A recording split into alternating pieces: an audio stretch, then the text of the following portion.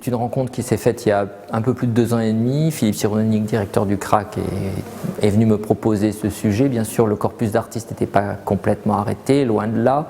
Et il m'a demandé si les musées de Belfort seraient intéressés de s'embarquer dans cette histoire difficile, douloureuse, de relater l'extermination des Juifs pendant la Seconde Guerre mondiale. Et bien sûr, d'essayer d'avoir non pas simplement un regard historique, mais un regard qui plongerait dans notre société, dans le contemporain. On veut faire un relais pour les générations futures. Donc 2 ans et demi de travail, je crois que pour Philippe c'est toute une vie, c'est pratiquement un travail de toute une vie, une recherche personnelle par rapport à sa propre famille. Dans le catalogue de l'exposition, il y a d'ailleurs une dédicace très, très belle, très triste et très belle à la fois.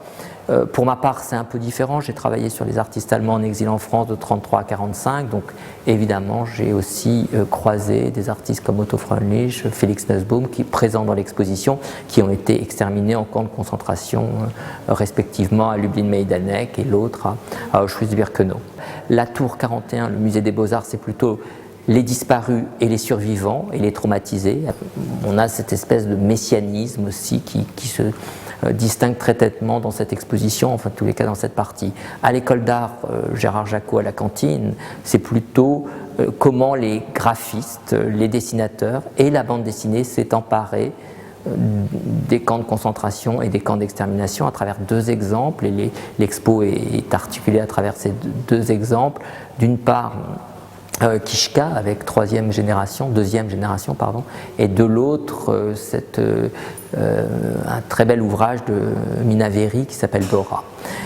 Dans la tour 46 où nous nous trouvons, c'est plutôt à la fois des sphères géographiques et des sphères de sensibilité, comment l'Allemagne, la France, la Pologne et Israël ont perçu cette question du génocide et ce qu'ils en ont fait à la fois plastiquement, politiquement et du point de vue éthique, puisque c'est aussi une question de traitement de la mémoire, et le traitement de la mémoire n'est pas le même dans les différents pays que j'ai mentionnés, et aussi la façon dont, notamment ça nous a intéressé, le nazisme s'est diffusé et la question de la solution finale est venue hanté à des milliers de kilomètres de là, notamment en Amérique latine, et a servi d'espèce de modèle malsain, bien sûr, dans les dictatures sud-américaines, et notamment pour les grands dictateurs qui ont trouvé dans le nazisme et aussi dans la torture nazie, dans les exactions nazies, un modèle qui, ainsi que je le disais, est complètement insupportable et malsain. Il ne faudrait pas oublier 2 lieux extrêmement importants. D'une part, au musée d'histoire où on présente plutôt des vidéos. On a utilisé le très beau casernement bas qui est dans la cour d'honneur pour présenter des vidéos, notamment d'un grand artiste polonais qui s'appelle Miroslav Balka. On présente aussi une grande vidéo de Serge Le Square.